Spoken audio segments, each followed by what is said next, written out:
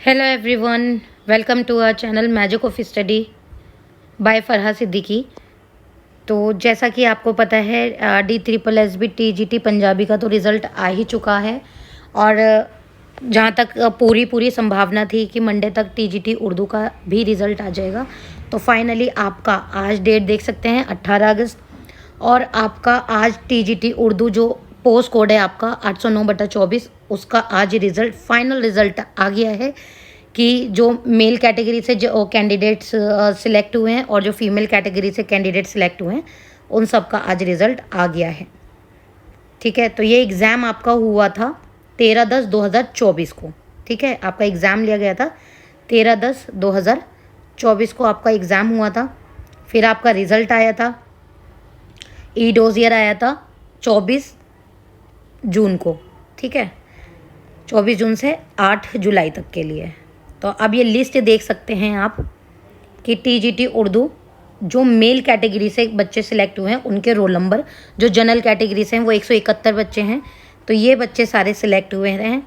आप अपने जो भी बच्चे सिलेक्ट हुए हैं, सभी बच्चे जिन्होंने भी अपना एग्ज़ाम क्वालिफाइड किया है, सब बच्चे यहाँ पर अपना रोल नंबर चेक कर सकते हैं और अपना ये चेक कर सकते हैं कि वो उनका यहाँ पे सिलेक्शन में नाम है या नहीं है।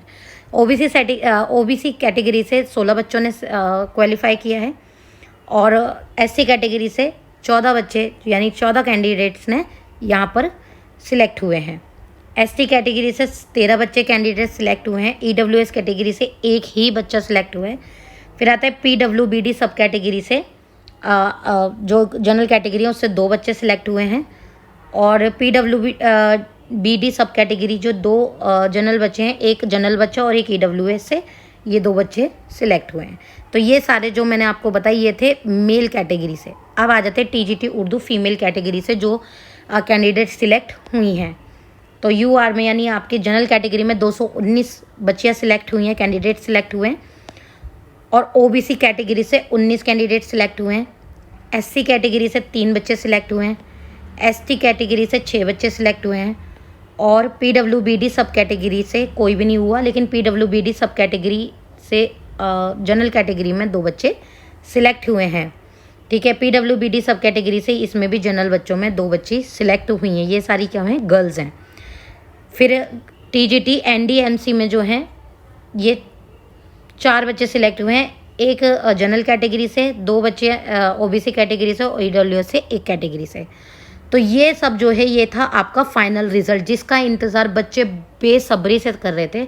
तो फाइनली आज वो रिज़ल्ट आ गया है। इसके बाद का आगे का प्रोसेस जो भी होगा वो आपको मेल करके बता दिया जाएगा। ई डोजियर के बाद वही मेडिकल का होता है, फिर आपको ज्वाइनिंग का ही आ जाता है। तो फाइनली आप इस रिज़ल्ट के लिए इंतज़ार कर रहे थे और ये फाइनली आपके लिए आज आ गया है।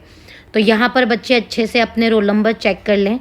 ठीक है, डिटेल अच्छे से देख लीजिएगा कि ई डोजियर के लिए आपको 24 जून से 8 जुलाई तक का टाइम दिया गया था।